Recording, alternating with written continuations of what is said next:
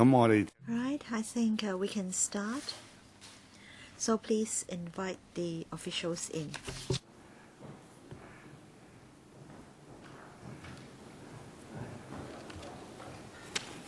I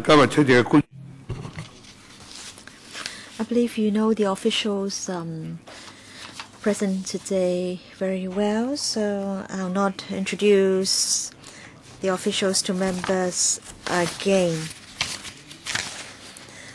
At its meeting on the 24th of November, the Bills Committee completed the discussion on the paper transitional arrangements for insurance intermediaries. We can now move on to paper CB 1257/04, Insurance Appeals Tribunal.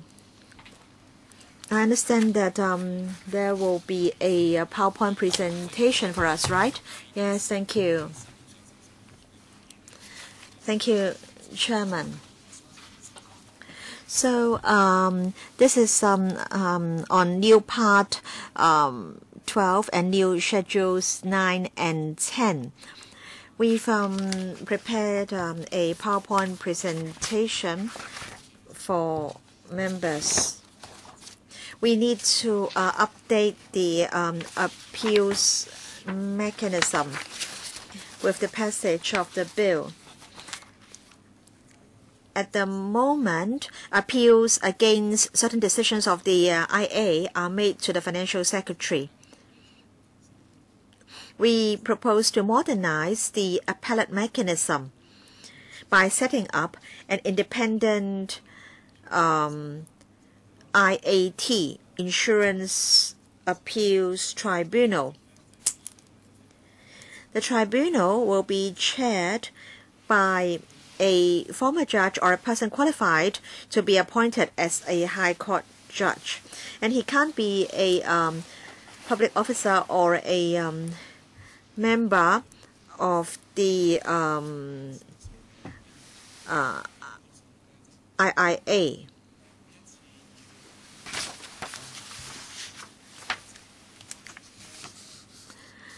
So when there is a hearing, then it will be presided by the chairman plus 2 panel members.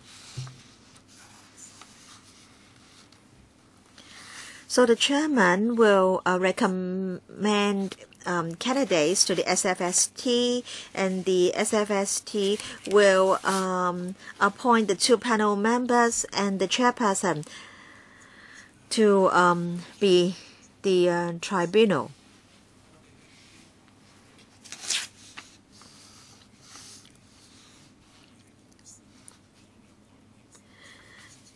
And we can have 2 IATs operating at the same time to speed up the handling of appeals.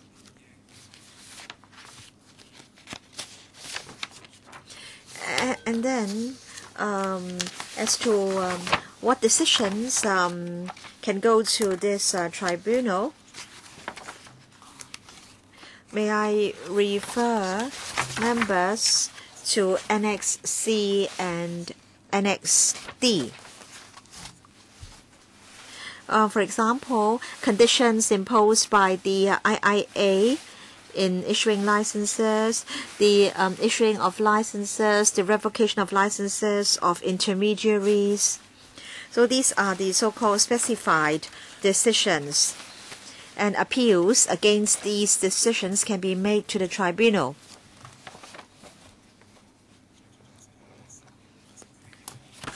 So when a decision is made, the affected party can lodge an appeal with the tribunal within 21 days.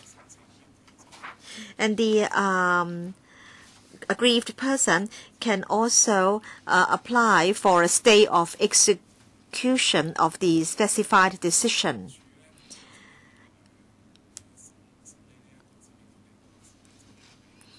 The tribunal has to allow all parties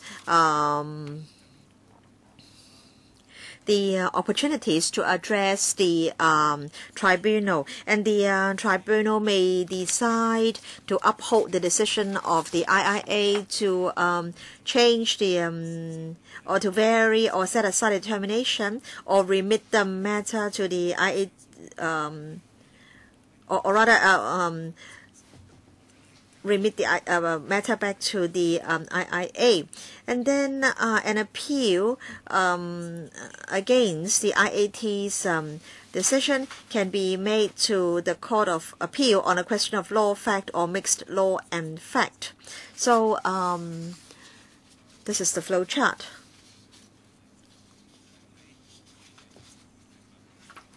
May I now draw members' attention to Para 7 and 8 of the paper, Powers of the IAT.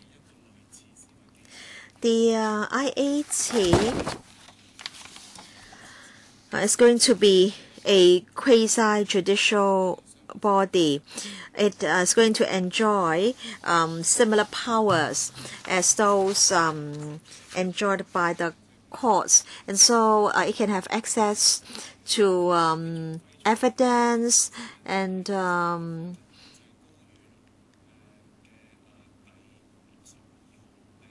then it has the discretion to determine whether to award costs and the sum awarded. So may I refer to Order 62 of the Rules of the High Court.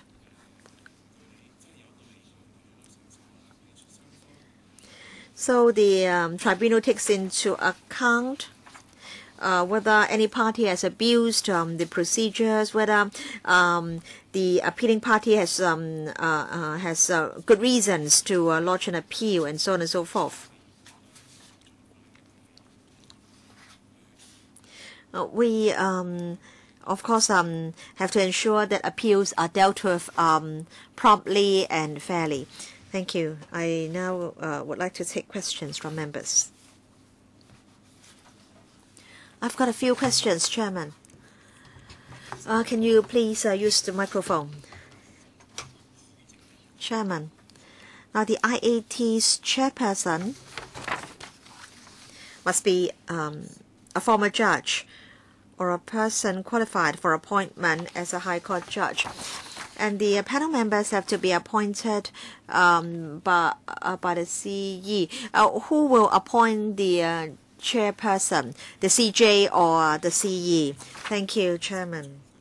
The chairperson will be appointed by the CE. Oh, by the CE. Yes. So both the chairperson and the members or the panel members will be appointed by the CE. Yes, correct. Of course, we're not studying the bill clause by clause, but then under 95(3), it is said that there can be a tribunal. So in other words, there can be more than one. Is that right? Yes. Yes, I can confirm that there can be two tribunals operating at the same time. Do you have a list of decisions that are appellable? Yes, members can refer to Annex C and Annex D of the paper. And in fact, the decisions are in the new Schedule 9 in the bill. Thank you.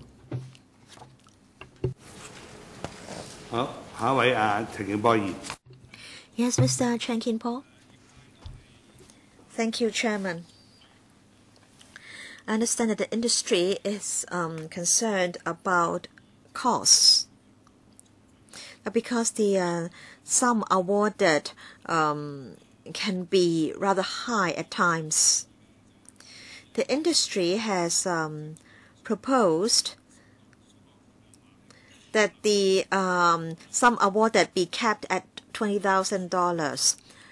And then another suggestion is that a ruling should be given in writing. In other words, there can be the lodging of an appeal in writing, and the handing down of a ruling in writing. In other words, there will not be a need for the two parties to hire lawyers to address the tribunal.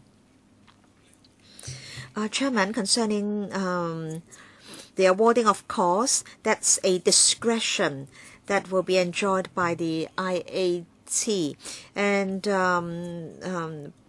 both parties will be treated fairly by the tribunal. And the IAT will decide whether to award costs, and the sum awarded in accordance with Order 62 of the rules of the High Court. In other words, the tribunal will have to make sure that no one has deliberately caused delay and has abused the procedures or the proceedings.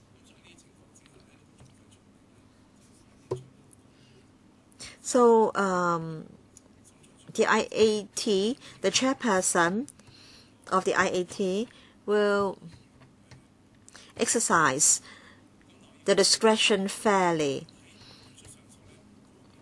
and then decide whether costs have to be awarded.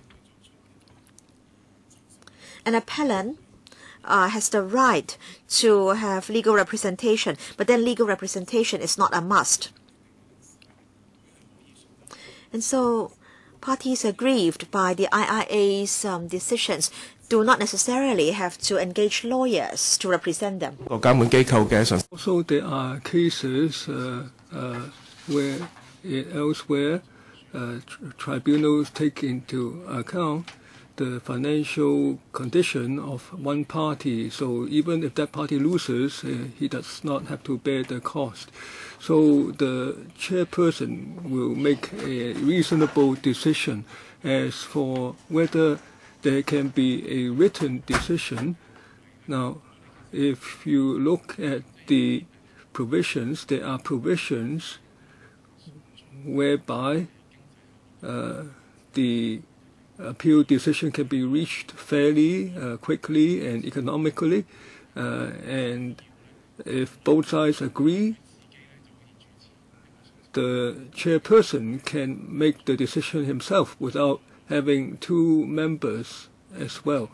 So this would save some procedural work.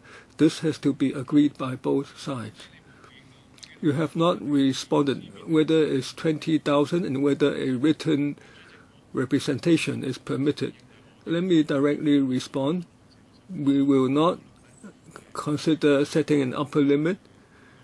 We will not curtail the discretionary power of the chairperson of the tribunal. As for written representations,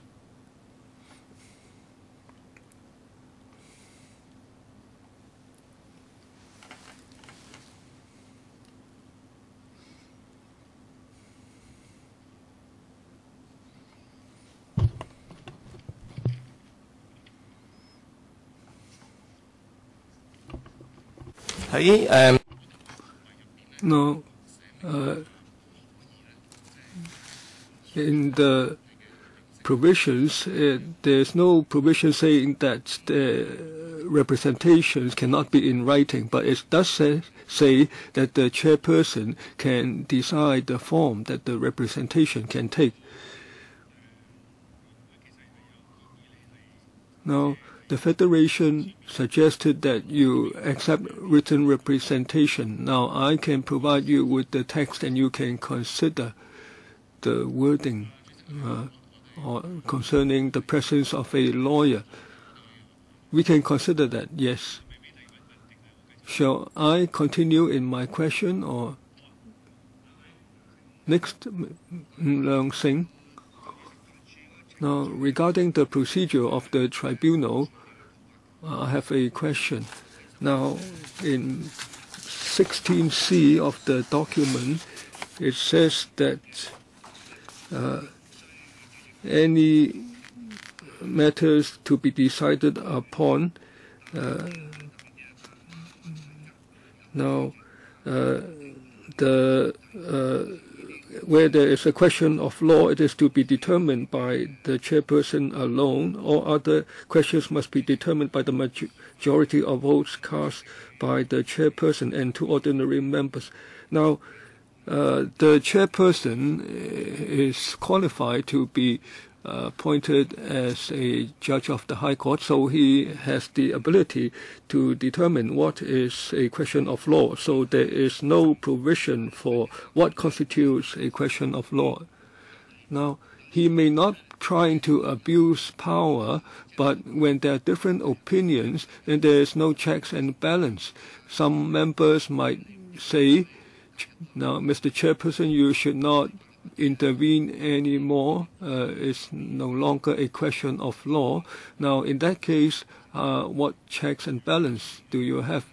Now, if that does occur, that is, the chairperson decides that it's a question of law and he makes a decision thereon, and this will be the final decision of the IAT,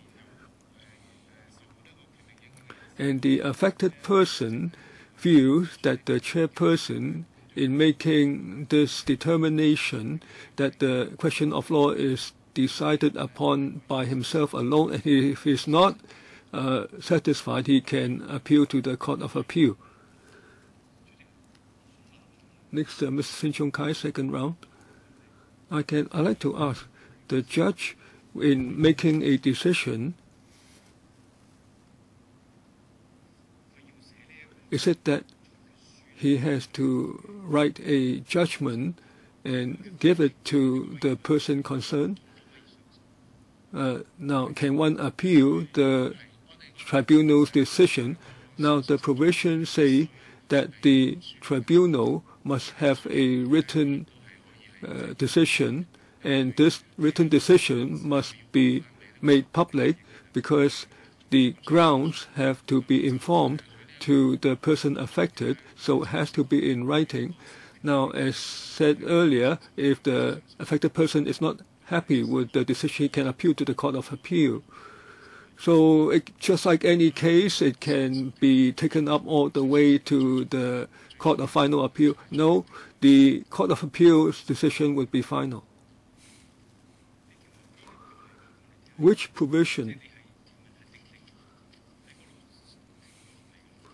The provision says that's the end of the process. Now, when we go to clause-by-clause scrutiny, we can pinpoint that provision. We are now talking about the policy only framework. Now, if you want to go to a particular clause, then it might be too tedious at this stage.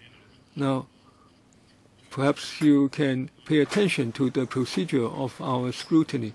I believe that's certainly in the provisions. If not,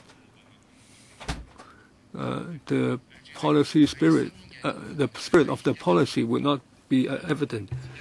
Now, in new clauses 110 to 113, it says that the Court of Appeal's decision is the final decision. You have the blue bill, yes. Which page is that? Marked up copy 296. Blue paper C2151.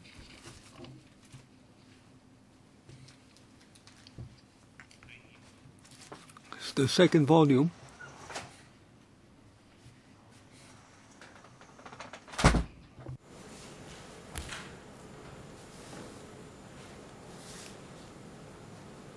I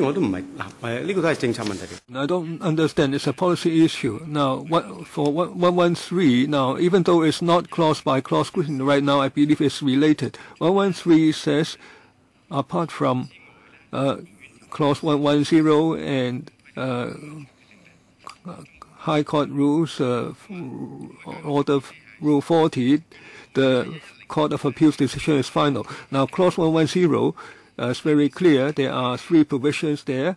Now, in Clause 50, now, the meaning is that the Court of Appeal can be a venue for appeal, but otherwise the IAT's decision is final. Now, Clause 110, I see that, but High Court Chapter 4, Rule 50. Sorry, I do not have the provision at hand, but concerning High Court Rule 50, that's about contempt, appeal for with regard to the offense of contempt. I can provide the information next time. You can provide a written piece of information next time. Well, perhaps I can supplement. Now, just now it's mentioned that the IAT's power is equivalent to that of a court.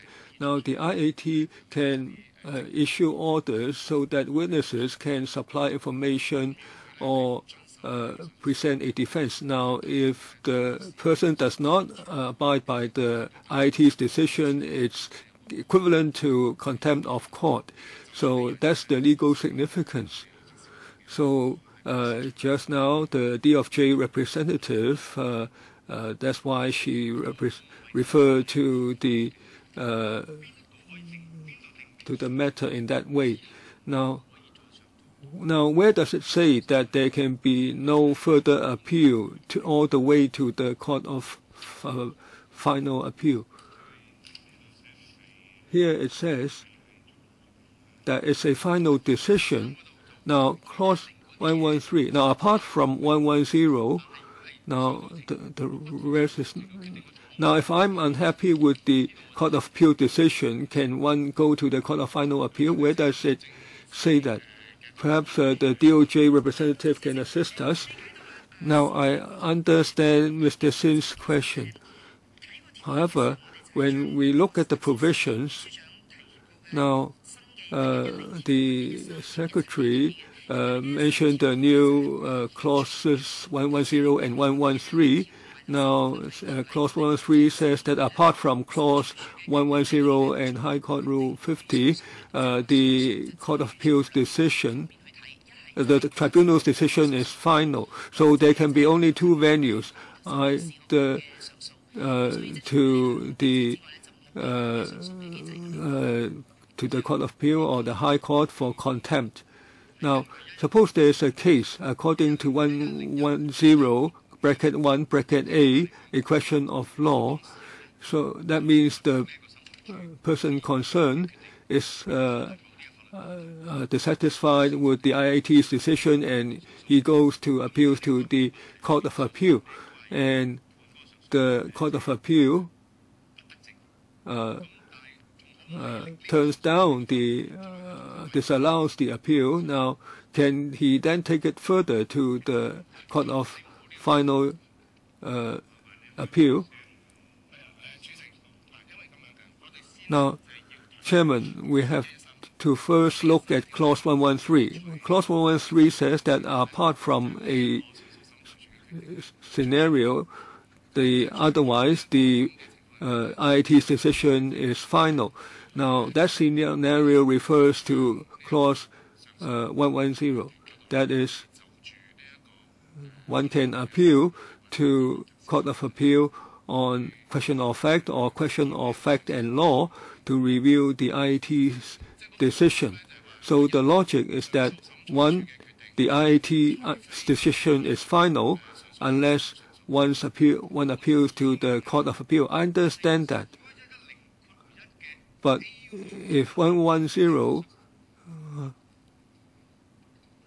bracket A1 on the question of law, well, I think they have to discuss that. It doesn't matter. I just want the situation to be clarified.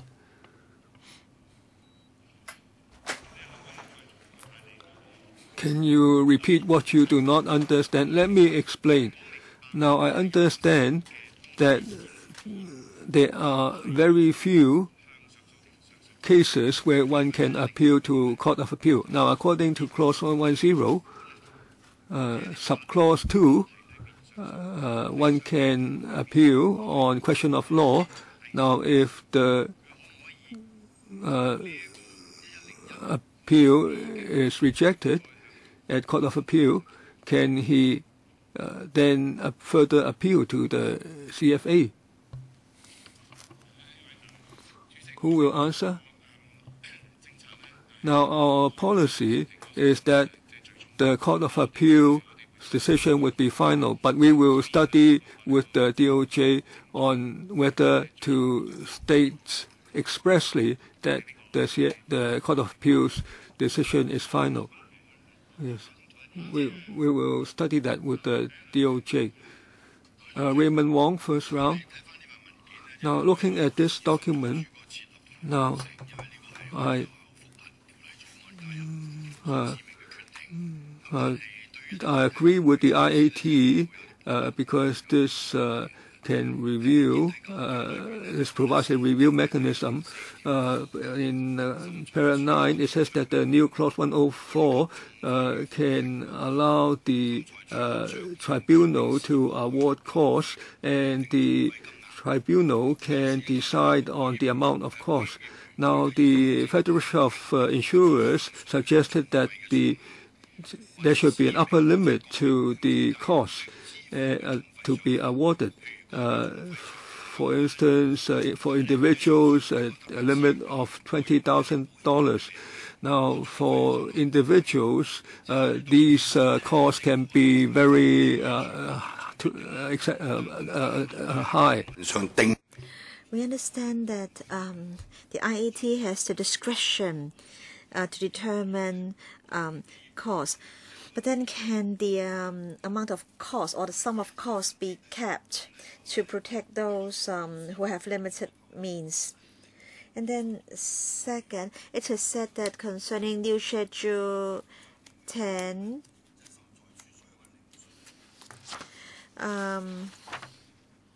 it is stated that all tribunal hearings have to be held in public. I understand that it's important that trials are open and fair. And then it is stated in para 8 that the powers of the IAT are similar to those of a court. But then, although the IAT is going to hold its hearings in public, it doesn't mean that the public can go and listen to the proceedings, and then anyone aggrieved by the IAT's decision can go to the Court of Appeal. So new section 1110 provides that a party to a review who is dissatisfied with a determination of the IAT may appeal to the Court of Appeal on a question of law, fact, or mixed law and fact. But then is there a mechanism for people to complain against the chairperson of the IAT for his conduct, the way he handles appeals, and then if the complaint is proven, then can that be a reason for overturning the decision or the ruling of the IAT?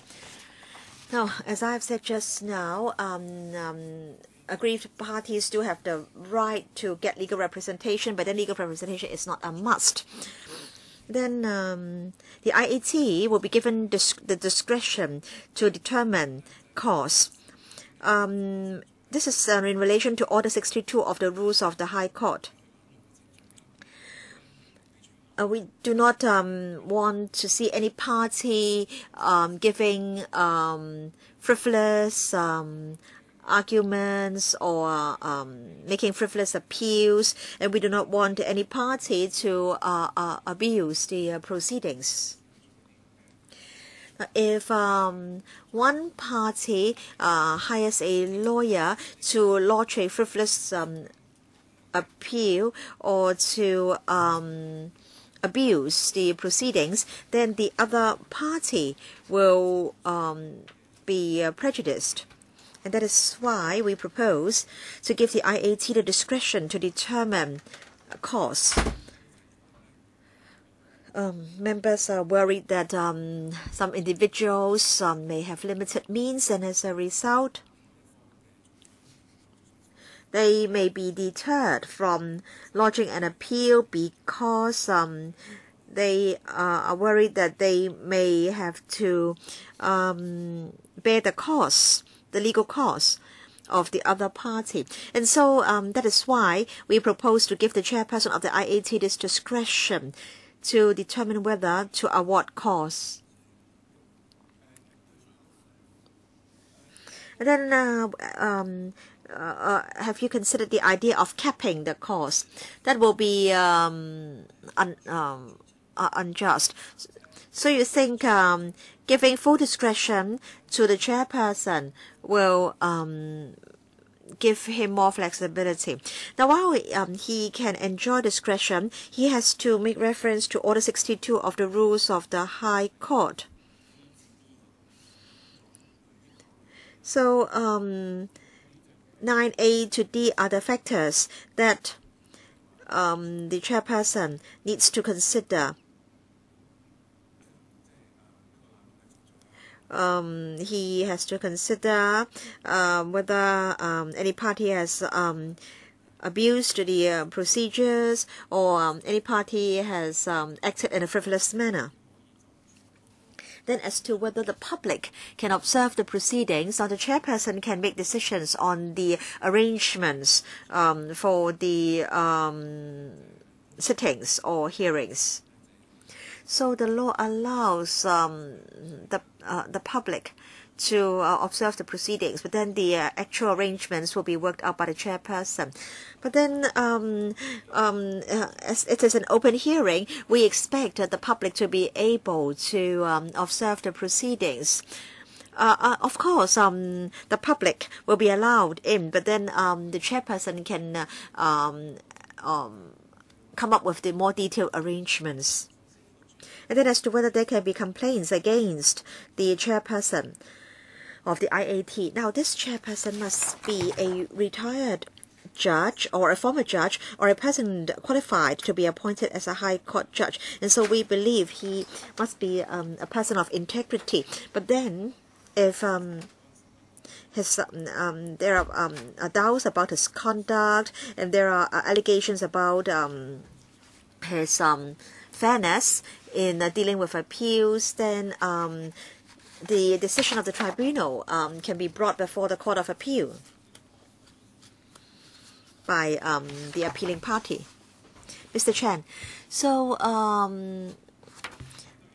there will be a chairperson and there will be a panel of members. I want to know whether the panel of members will be recommended by the FSTB, and will the FSTB make sure that the panel of members possess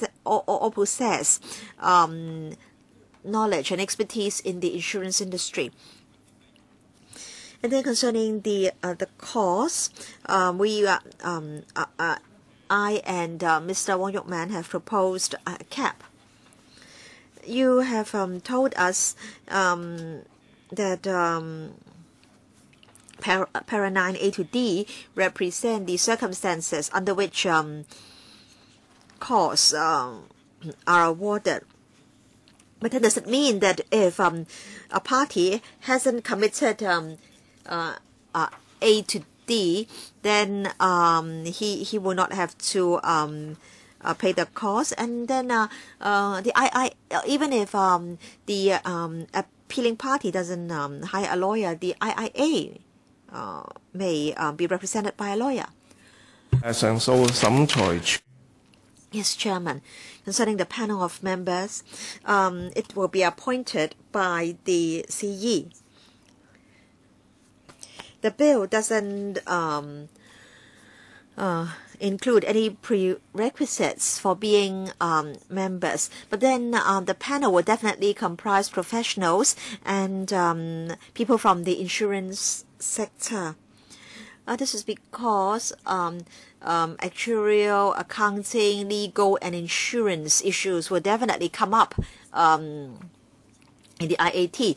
So there will definitely be people from the insurance sector sitting on the panel, and there isn't a ceiling for the number of members on the panel. But then every time a tribunal is convened, there will be an appointment process. That is because, say, if the case involves insurance company A, then a panel member who is from insurance company A can't be a member of the tribunal.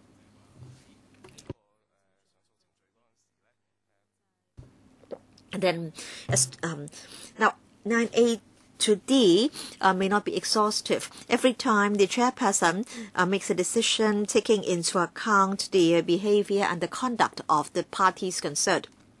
But then every time the chairperson makes a decision, he needs to refer to Order 62 of the Rules of the High Court. The member said that although the appellant might not be legally represented, the IIA might be legally represented. And so if the appellant lost, he really might have to pay the costs for the IIA.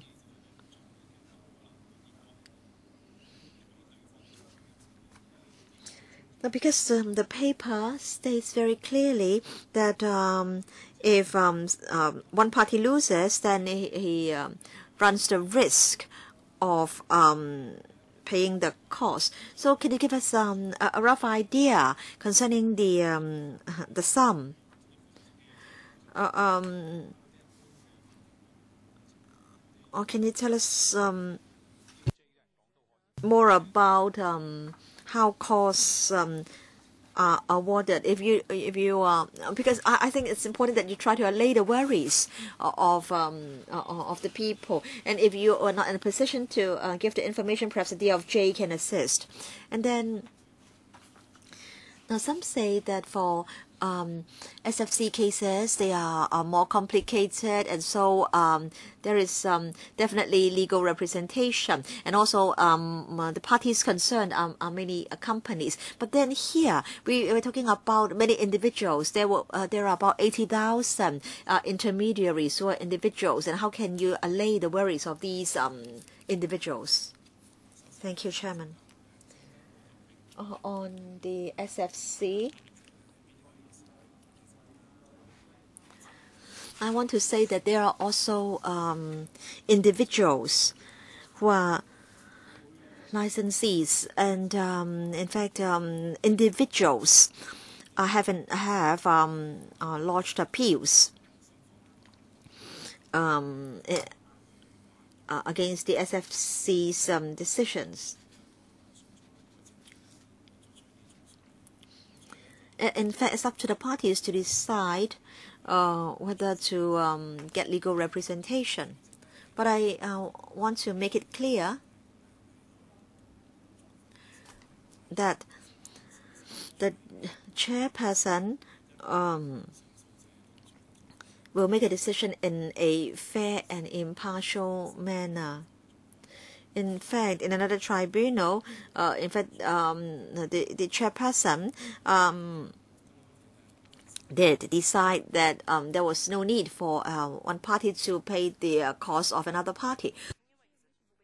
Perhaps the DOJ can supplement. The Deputy Secretary has already referred to Order 62 of the Rules of the High Court.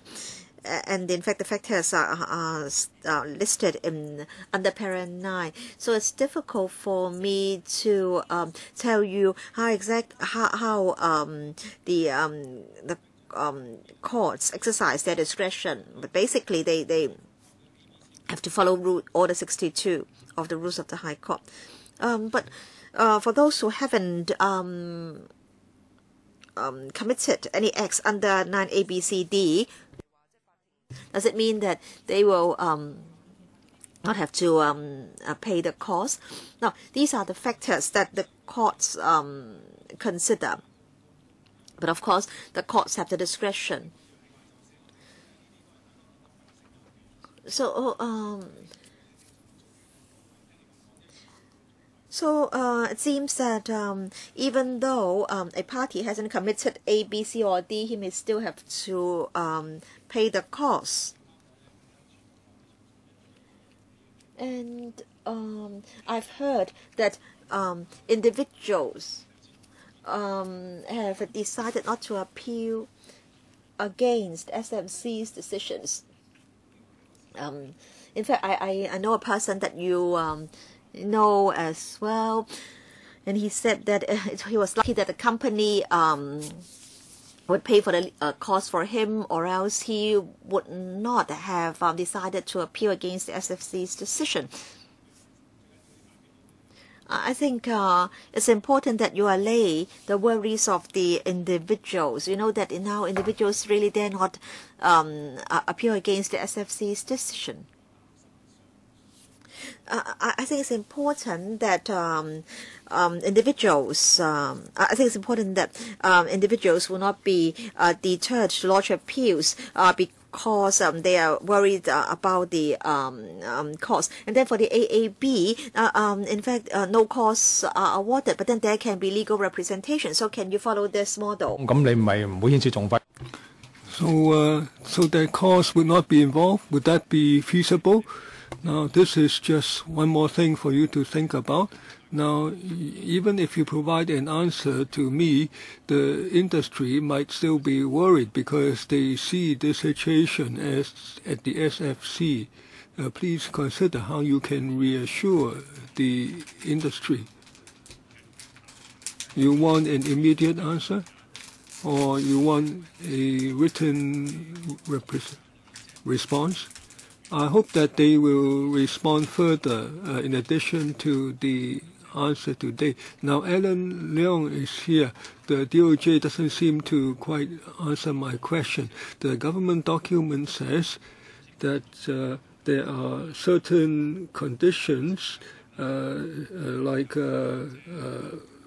for instance, a party exaggerates the claim or engages in delay tactics. In those cases, costs would be awarded. And my question is, outside of these kinds of behavior, will there be other causes for costs to be awarded? Perhaps the Deputy Secretary can respond first. Now, on the worry about the cost, we have heard this many times, but I must point out a fact. Now, under the self-regulatory framework, there is also an appeal mechanism on a disciplinary action, and the mechanism says that if there is cause to be decided, to be determined, then the ruling would be made according to the court rules. It doesn't specify Order 62 of the High Court rules, but I believe that's the case. So this worry is also applicable to the current self-regulatory mechanism.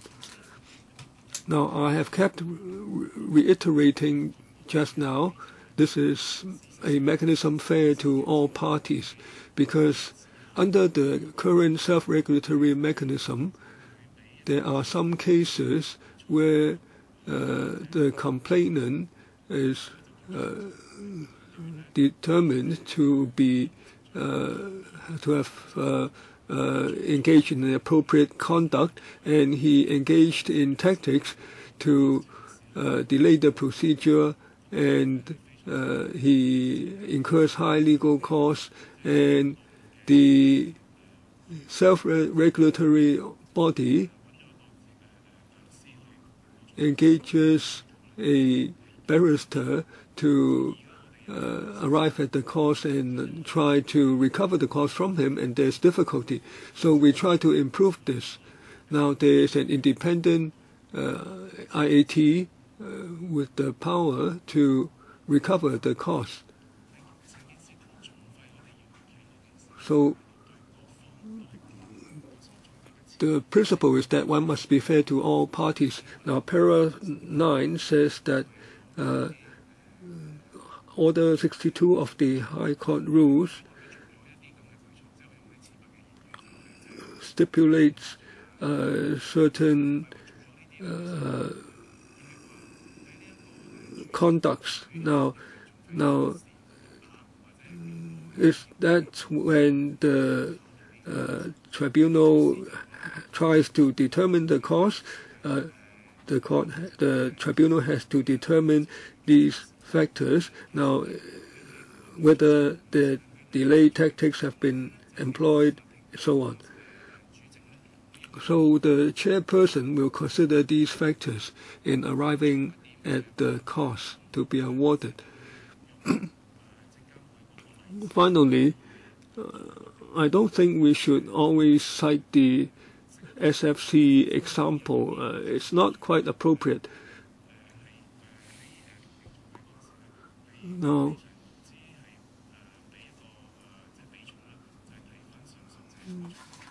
the IAT will have regard to the financial circumstances of the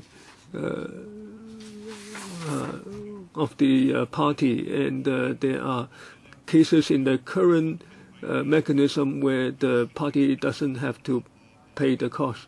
Mr. Leong, can you give some advice? Well, I will try. Now, I raised this same question earlier in an earlier meeting of the Bills Committee, and the Deputy Secretary provided a similar answer as he did today. Now, we understand that the cost will be at the discretionary power of the IAT, and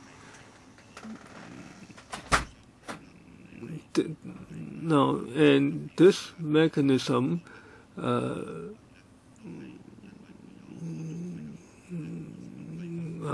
regulates the conduct of both sides. So anyone who engages in a legal contest will understand this. Now, I cannot think of a solution, but I also shared Mr. Chen Kin-po's concern. Now, I will try to propose 2 points. Now, firstly, is it possible that the IAT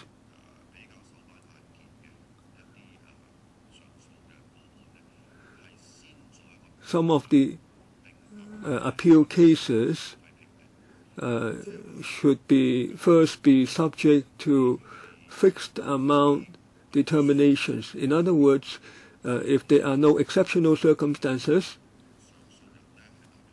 like abuse of procedure by the appellant or the types of conduct referred to in Order 62 of the High Court rules.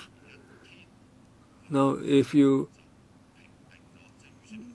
engage in an appeal procedure of a certain number of days, then if you fall within that number of days, then there's a certain amount, say $3,000 to $5,000. Of course, the discretionary power still rests with the chairperson and the 2 members on whether there is some unusual conduct involved. But I think this can be considered because in the High Court, now there are some more or less principles for determining costs. No one will get inordinately high amounts normally. So Mr. Chen can perhaps can consider this, that perhaps there can be established a fund for appeal costs. So every practitioner, when he renews his registration every year, a small percent of that registration fee would be injected into the appeal cost fund. It's like a legal aid department. So where there are cases of financial difficulty, one can apply to the fund for provision. So this will help in the case where some people might be deterred from making appeal because of his limited financial means. I'm sorry, I have to go to another committee, so this is my current proposal, suggestion. I think Mr. Leong has suggested a fair proposal. Mr. Sin Chung Kai, I'd like to ask some basic questions. Now, a former judge is qualified to be appointed as chairperson, someone who is qualified to be appointed as a high court judge. Now, is it that the retired judges can collect an income after they retire? So why do they retire? Is it that they retire because of age? Because many tribunals adopt this mode. There are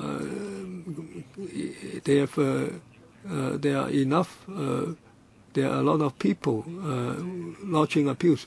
Now, when one retires, the judge can engage in this type of work, which is not full-time work, and there are retired judges willing to engage in this kind of work. Is there pay? Yes. The financial secretary can pay the cost. Now, who will pay? Public funds. Chen Kim-po, you can resume. First, I thank Mr. Alan Leong. He suggested two proposals. The first is to be considered by the government whether there is a fixed rate for cost determination, and secondly, the appeal cost fund for the industry. I think that's worth considering. There can be a vetting panel for whether a case merits an appeal. So I agree that with Mr. Leong's proposal for a mechanism for determining costs. I think practical solutions are needed. I think I go on to para 14. There it says that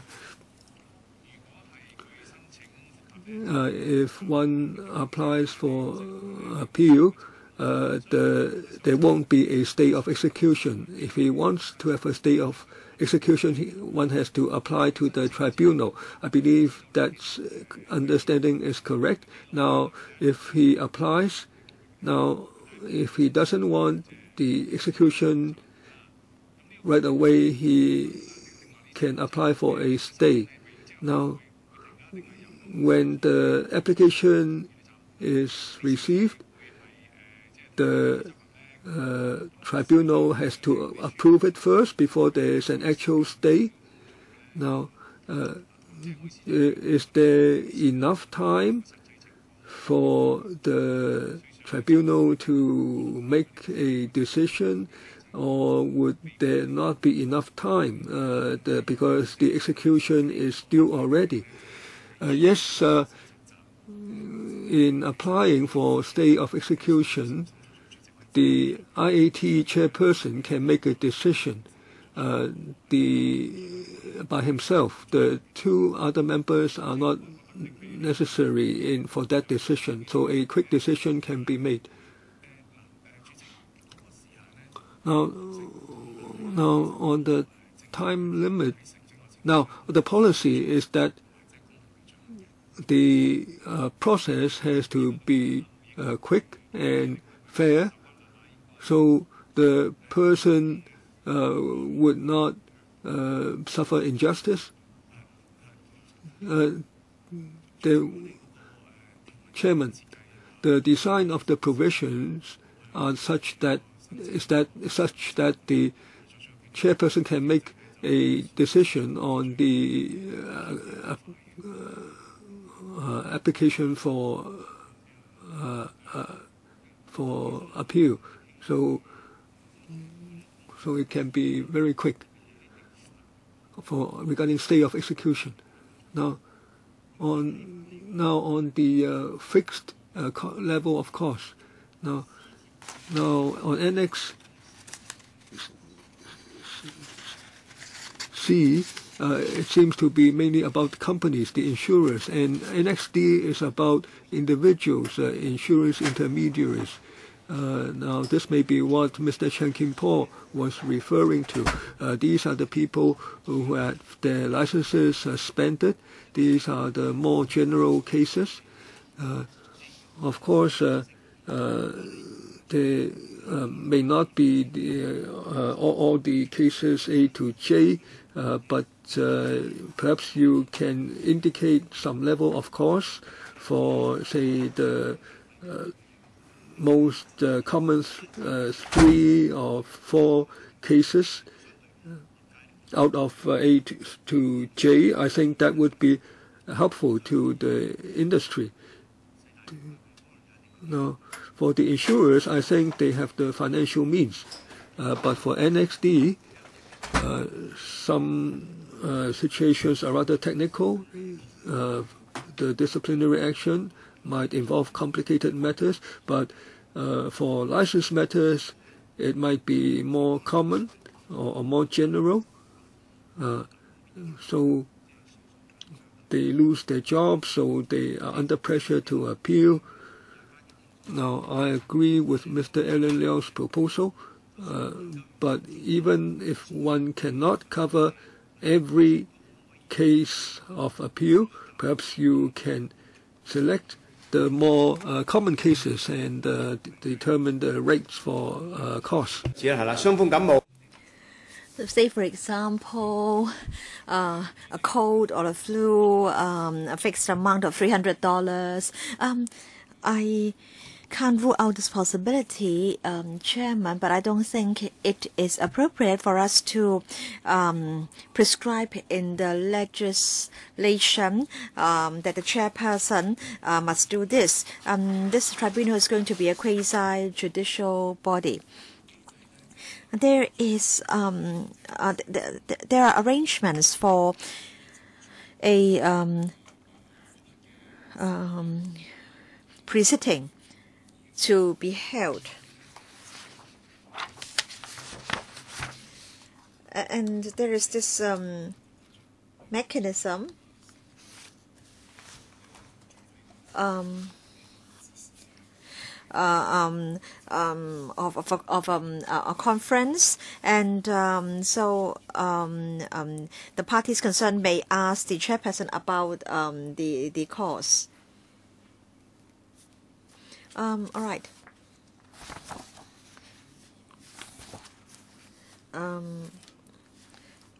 With the passage of the bill,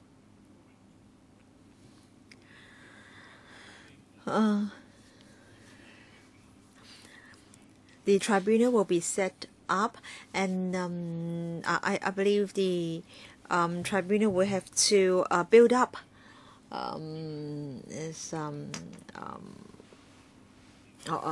experience and a body of rulings.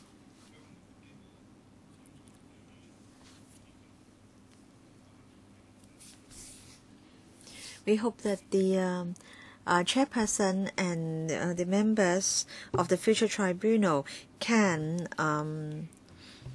try to sort out this matter. I agree that it may not be really appropriate or convenient to specify the amounts in the legislation. But of course, we hope that the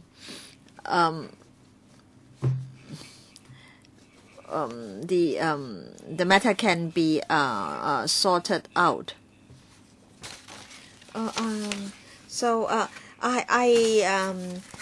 In fact, Chairman, I'm not requesting that the sums or amounts be written down in the law.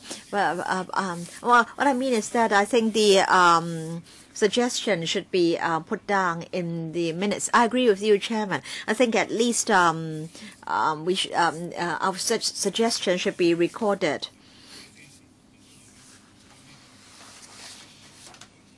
And then I want to ask a question.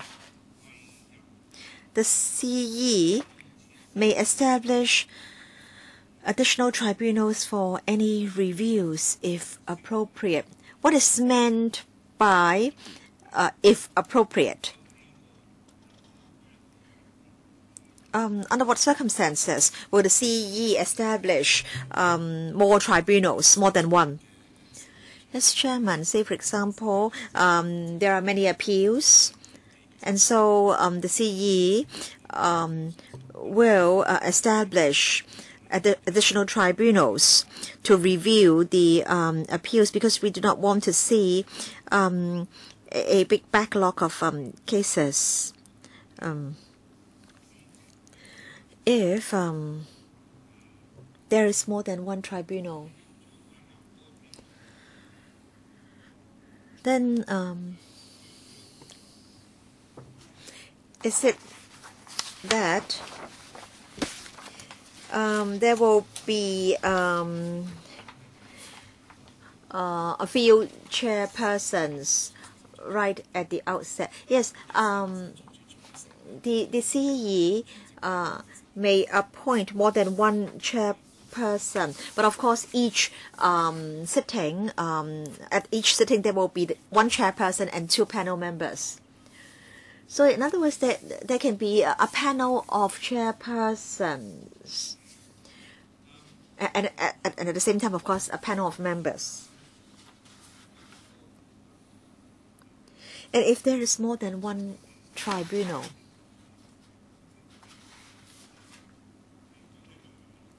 then are these tribunals the same in terms of their powers and functions? Yes. Then I wish to follow up.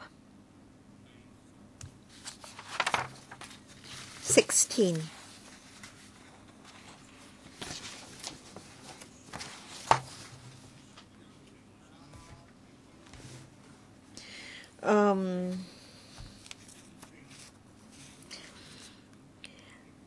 Each sitting of the IAT must be held in public unless the IAT determines that it is in the interest of justice to hold a sitting or a part of a sitting in private.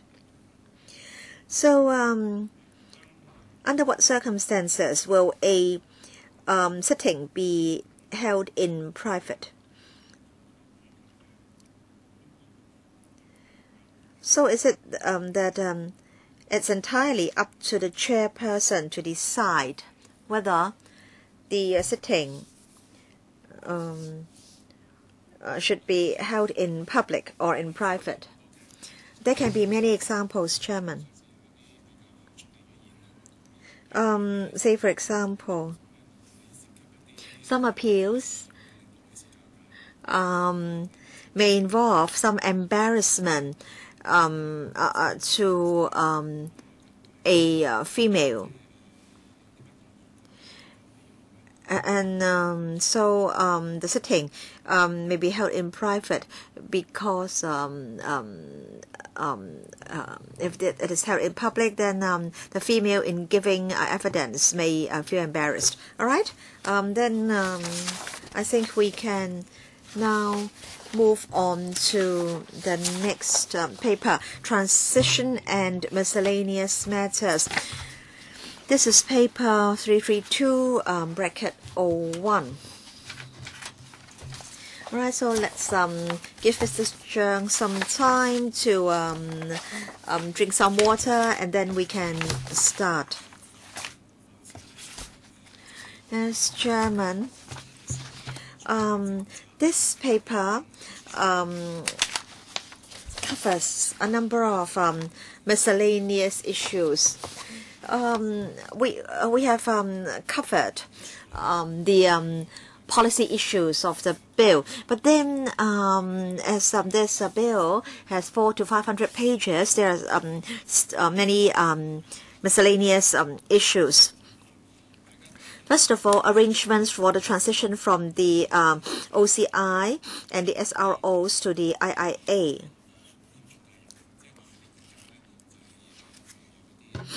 At the moment,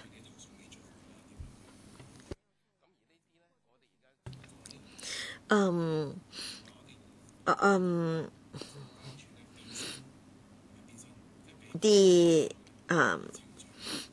is the IA and the Office of the Commissioner of Insurance, in fact. And please refer to para 3 in the paper. Within 3 months after the enactment of the bill, the PIA will be established. But then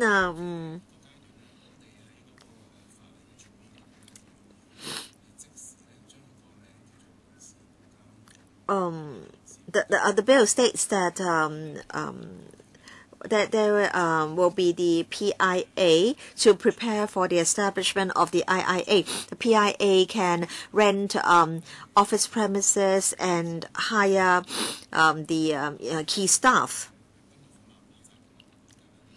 So the PIA will lay the groundwork for the establishment of the IIA. Then stage 2, the IIA will take over the work of the OCI. And stage 2 will be about 6 to 12 months after the PIA's establishment. And then stage 3, the IIA has already taken over the work of the OCI. And then the IIA can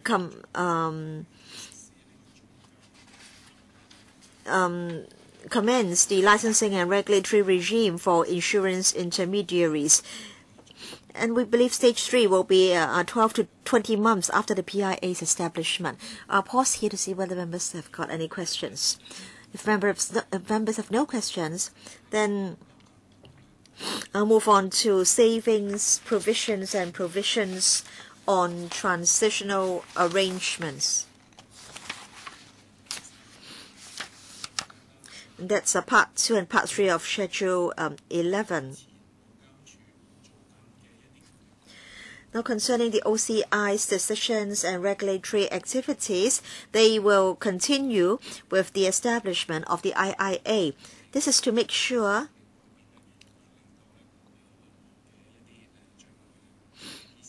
that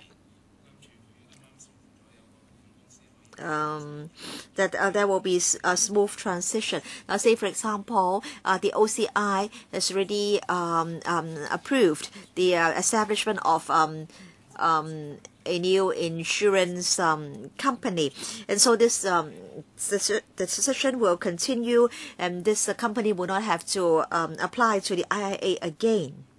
Right? Any questions, Mr. Sin? I think we'll wait till he has gone over the entire paper. Yes, Chairman. Now the OCI's files and documents will be transferred to the IIA.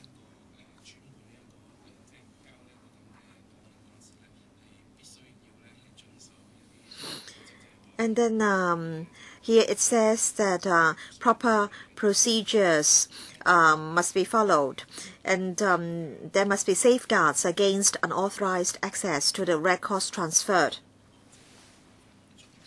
Now, the transfer of records must be done in such a way as not to breach the personal data privacy ordinance. And then miscellaneous provisions.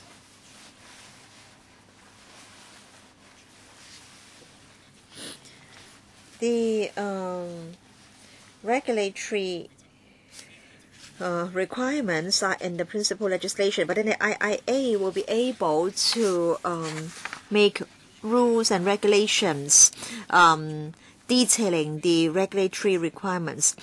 The IIA can also issue non-legally binding guidelines to the industry. These guidelines can help the industry comply with the requirements. Now, the regulations will be made by the CE Council. So there will be regulations on the levy. The levy will be the source of funding for the IIA. The regulation will be subsidiary legislation. And the levy rate can be changed.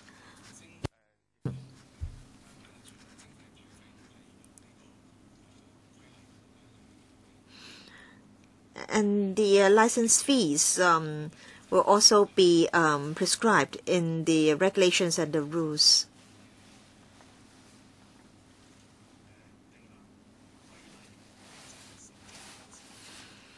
So these are the powers to make regulations, rules, codes, and guidelines. And now we can move on to para 13, offences and related matters.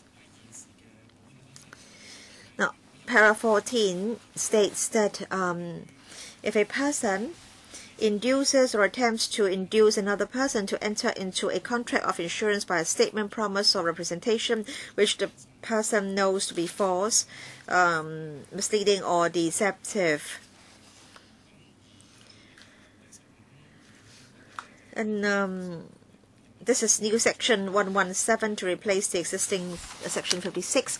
And then para 15 is about cessation of place of business and the need to notify the IIA. And then para 16, a person commits an offense if he discloses information obtained in the course of inspection, investigation, or disciplinary process. Para 17,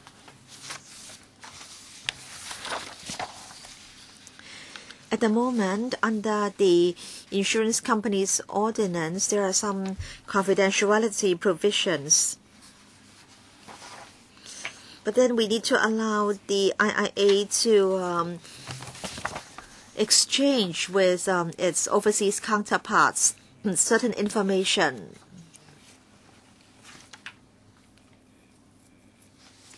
Then at the moment, for intermediaries, there is a self-regulatory system.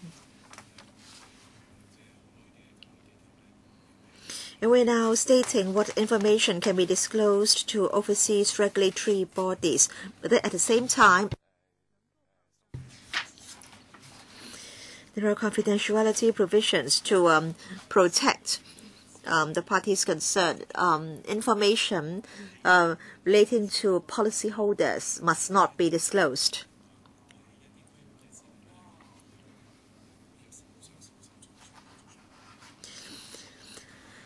And of course, certain information can be made available to the IAT to enable the IAT to discharge its functions. Then para 23, service of notices.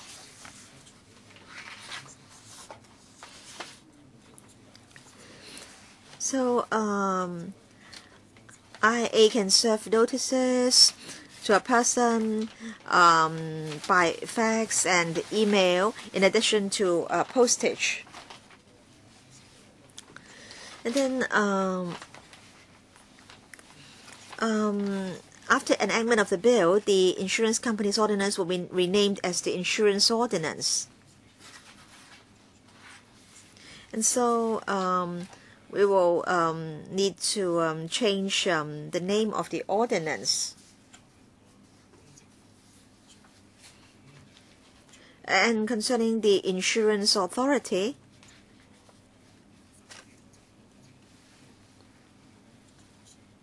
it's going to be a statutory body instead of a public officer, and so some consequential amendments are needed.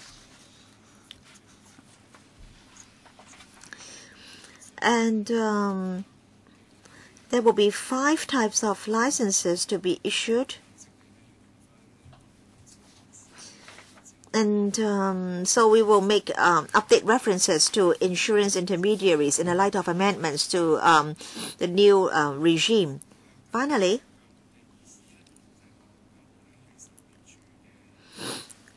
Clause 104 of the bill adds that the IIA is to the list of public bodies under the POBO.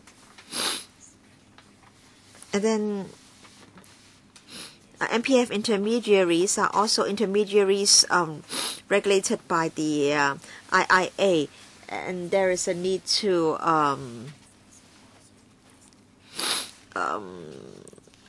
also make some changes. So thank you very much. Mr. Chan Kin Paul, do you know which paper we are on? All right. Mr. Kwok, do you know which paper we are discussing? Yes? Alright, so I think we can now take questions. Mr. Sin Chung Kai, Para 2 and Para 3.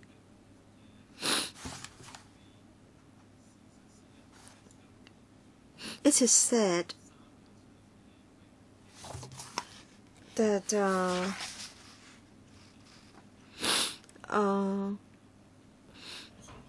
we have all these bodies, regulatory bodies. I want to know whether the bill will be implemented in phases. So what exactly is going to be the procedure? Now, so the experienced personnel might be needed by the new organization. So how does that work out? Now, on the first question, now the bill says that the Secretary for Financial Services and Treasury can issue a notice that part of the bill will commence, so the commencement can be by stages. Now, when we talk about the regulatory measures, that means when we implement the regulation of intermediaries, there will be principles for the regulation and guidelines for penalties. So the IA will issue all the guidelines so that the industry knows about the regulatory system before the licensing system is implemented. Now, secondly, the staffing arrangement. Now, previously we mentioned that based on fairness, it's not just the OCI, the 3 SROs. Now they have personnel who have accumulated a lot of experience, so we welcome that they apply for the posts at the IIA. They have to sit for examinations, Yes, I don't think there can be an automatic transfer because new body will have new regulatory powers, so it has to seek the most suitable applicants from the market. And of course, people who have the experience will enjoy an advantage, but it might be possible that the IA can get even more suitable personnel from the market. So an open recruitment mechanism is appropriate.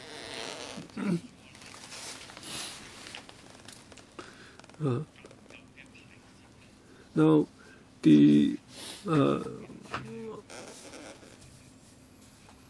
we're talking about transition arrangement. Now, usually there are 2 or 3 years. What license are you talking about? The licenses for the intermediaries.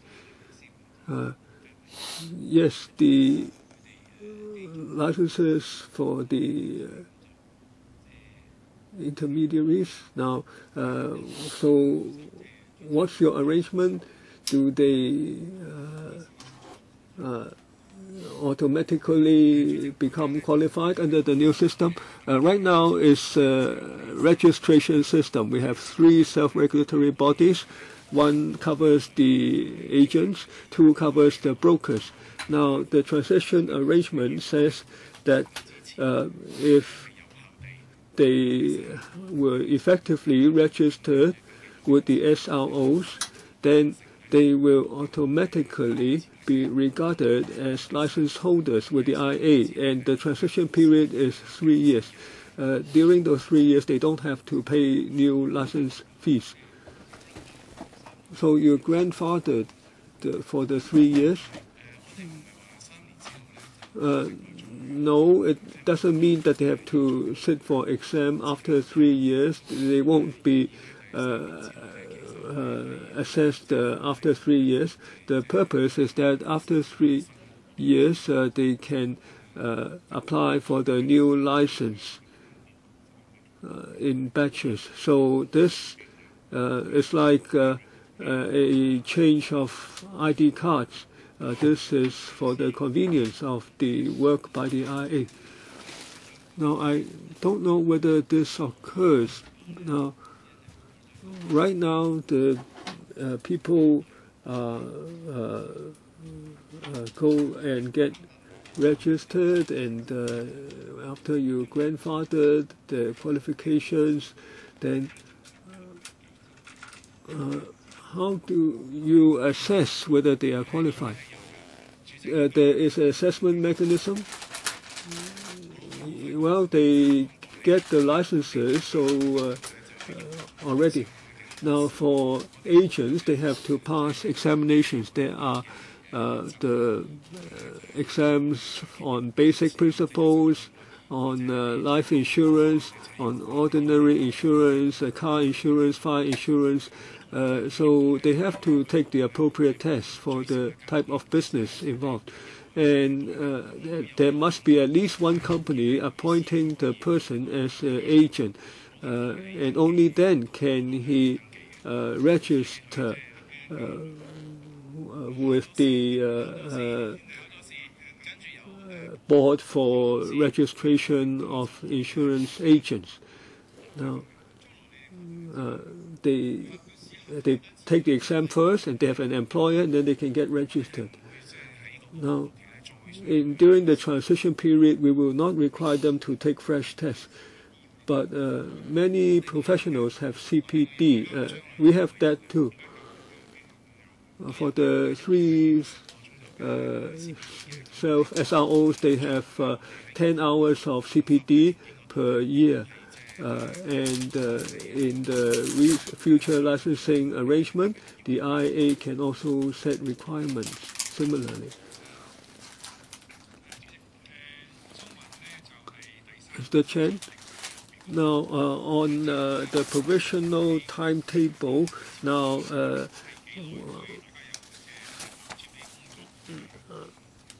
on the tentative timeline, is it that at stage 2 or stage 3, that the SROs will be superseded. Now, the members will they be qualified to take exams with the IA, and if they do not qualify, would there be arrangements for them to leave their jobs? Now, the FSTB has already set up a working group to discuss with the insurance sector about this issue. Now, the 3 SROs are represented in this work group, and there are also representatives of insurance intermediaries and agents. Now, so stage 2 is not yet in place. Now, the new IA will take over the work of the OCI. Now, the new licensing system will take the place of the regulatory system. Now, for the new licensing system, there have to be codes of conduct, and there will be penalty guidelines. They have to be seen by the industry before the the SRO being the work being taken over, that will occur in stage 3. Now, the jobs at the IA are by open recruitment. Those who are experienced when they apply for the IA jobs, they will enjoy an advantage, but we can't guarantee that all the staff at the 3 SROs will be taken on by IA. Now, the 3 SROs have to make an arrangement. We already have a working group in close contact with the SROs so that the transition can be smooth. I'd like to put on record. Now, of course, the qualifications, etc., put them in a good position, so they should be given more consideration. Any other questions? If not, we close the discussion on this document. We still have half an hour, so we move on to clause-by-clause scrutiny. Now, you want to end the meeting early? I'm sorry. I am the chairman. I'm paid by the taxpayers. Now, Chairman, may I suggest at the last meeting there is a written response. Yes, we can deal with that first. Now, at the meeting of 24th of November 2014, the members have raised some questions, and the government has provided a response.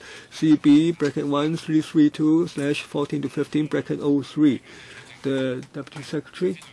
Now, last time we confirmed the arrangement, the suggestion by Mr. Sin Chung Kai that one funding option would be by loans. We will consider that. And last time when the chairman summarized the discussion, he asked that we will consider the annual estimates of the IA being similar to that for the SFC. We will consider that. Now, on the order to pay costs for investigation. Now, under what circumstances will we ask the person investigated to pay the cost? Is when he is convicted by the court. Then the IA can get the investigation costs from the person being investigated, so the threshold is high. And thirdly, the relationship between insurers and the insurance agents. Now, the existing Section 68 already stipulates the relationship. The insurance agent represents the company. Now, when he sells insurance under that relationship, relationship, the insurance company has to be responsible. Now we have received some comments by the Federation of Insurers. We will consider that, but we haven't amended the current scope of Section 68. Now, if there are no questions, we will commence the new stage, clause-by-clause scrutiny. We have 25 minutes for that. Let's not waste that. Now, Chairman, perhaps let me give a brief introduction. Now, when we go through clause-by-clause scrutiny, we will use the Chinese version. Now, in clause-by-clause scrutiny, now we can do a small part of the opening provisions is about the constitution of the IA and some names and so on. So I think it's enough to make a start there. If the chairman doesn't object, I ask Ms. Chung to introduce us. Yes. So I will start with C1678. So this is a bill to amend the Insurance Companies Ordinance to establish the Insurance Authority as a body corporate and the Insurance Appeals Tribunal, provide for the enforcement powers of and fees and levies payable to the Insurance Authority, provide for better corporate governance of authorized insurers, provide for a licensing system and conduct requirements for insurance intermediaries, and provide for transitional and other related matters.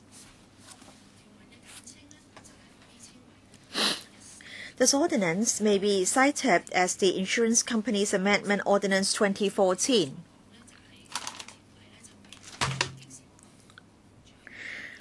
This ordinance comes into operation on a day to be appointed by the Secretary for Financial Services and the Treasury by notice published in the Gazette.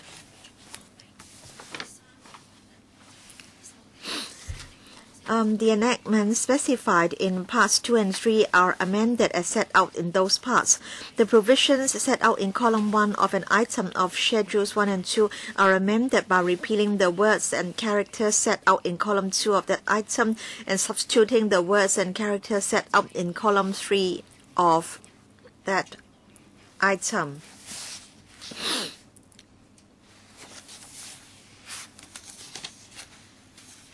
Right, I think we can continue.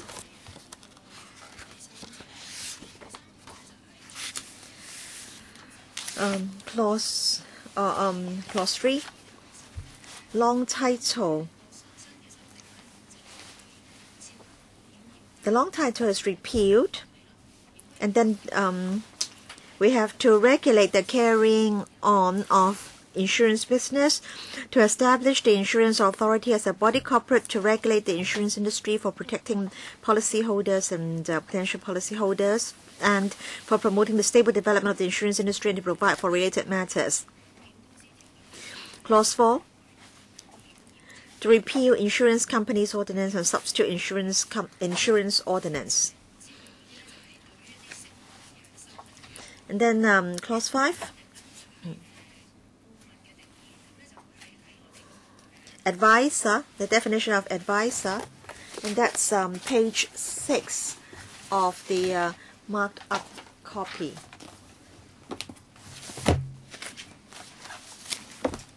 Alright, so we have to study the blue bill as well as the marked up copy. Yes, page 6. Advisor.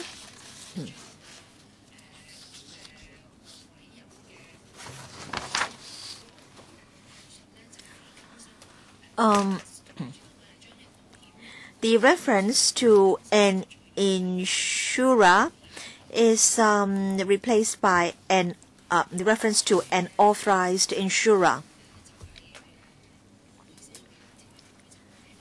And then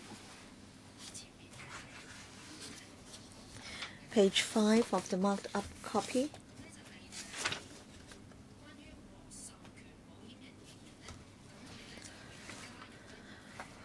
Authorized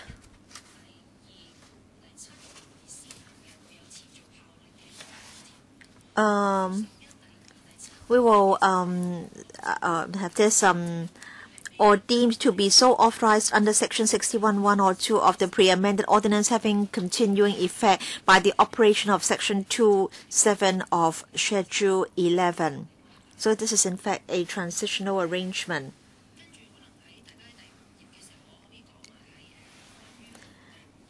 And then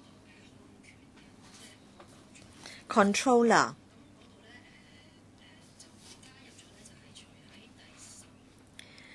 We'll add except in parts 10 and 11. So these are about the conduct of intermediaries. Controllers mean the partners or people in charge of the companies.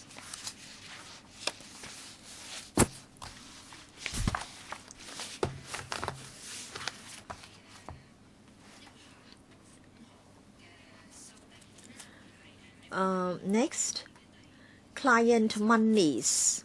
That's page 3 of the marked up copy. Client monies.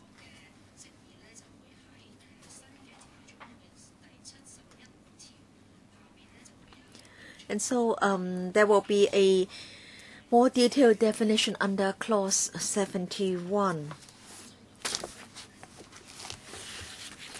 And that is why there is an amendment here.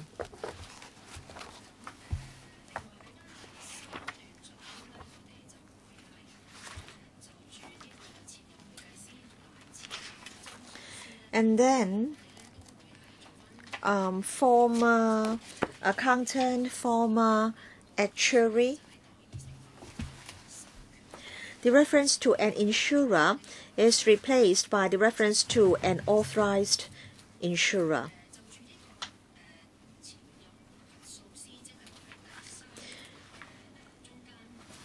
And then former auditor.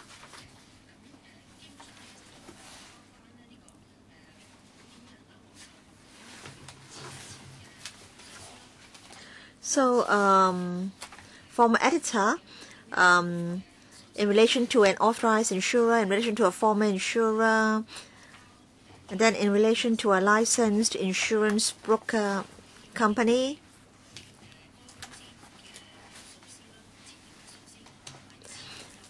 In relation to a former licensed insurance broker company, or in relation to a person who was formerly an authorized insurance broker within the meaning of the pre-amended ordinance. Means a person who was formerly the auditor of that insurer, company, or person. All right, no problem? Yes, Mr. Chan? I believe the legal advisor will intervene at a suitable time. In fact, before the meeting, I asked the legal advisor whether there was anything in particular that the Bills Committee should note. In fact, I've also asked her to raise any issues when she thinks it is necessary. And then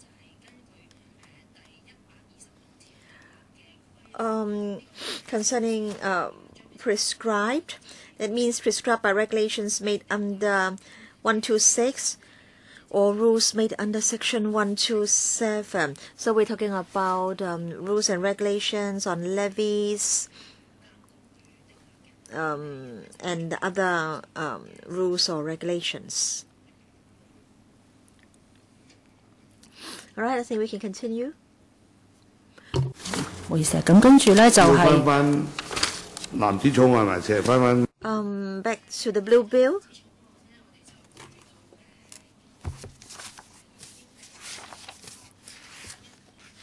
Page 1688, Chairman.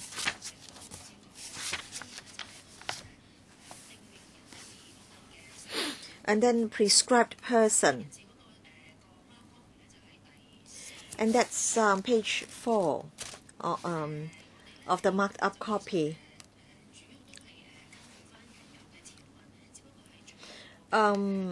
We just wish to state that prescribed persons include an auditor, former auditor, actuary, or former actuary. And so we state that they are specified persons under the bill.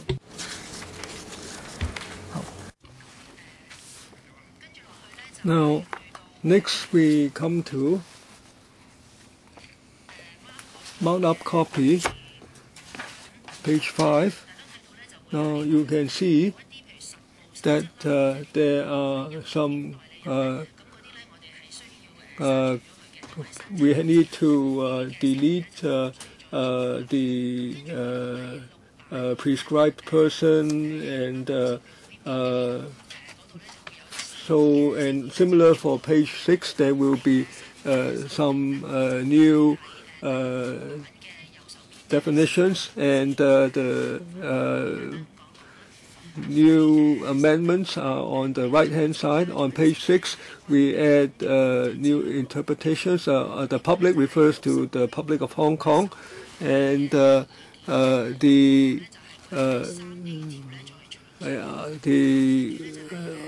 on those regulated, that's under 3A, and on monetary authority. Now, the former authority, that's the former insurance authority, and then customer accounts, that's in further described in 1B, and on what remains, there's some of the terms under the new system, licensed insurance agent, licensed insurance agency, licensed individual insurance agent, licensed insurance broker, licensed insurance broker company, and so on. And then there are some prescribed fees, and then there's a responsible person. Now the responsible person or the responsible officer in relation to insurance agency, that's an individual who is approved by the authority, and then the original provisions and the amended provisions, and then the approved organizations, and then on the tribunal, that's the tribunal that we discussed today under Section 95, and then there's reference to SFC, and then finally the key decision, that's in section that will be explained further in 3A.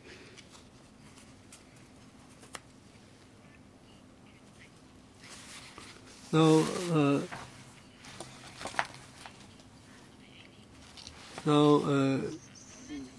key decision, that's in 3A.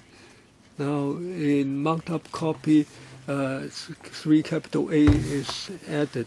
So the 3A that includes brackets A, B, and C. Now, so the key decisions, that's refers only to 3A B, bracket B. Because, so can you make that more clear regarding this material decision? Now, So because you're referring only to Section 3A bracket B. So this is regarding material decision. It's just a technical matter. I'm the only person here. It's not a problem. Maybe we can wait for more members to be here because we are in clause-by-clause scrutiny. Now, as chairman, I do not have the responsibility to remind members to be present. I have to maintain the effective operation of the committee. The public will be able to see the attendance when matters, problems arise in the future. They have to be jointly responsible with us. Now, why is it that there are only you and me left? Because this part is less controversial, and this is now.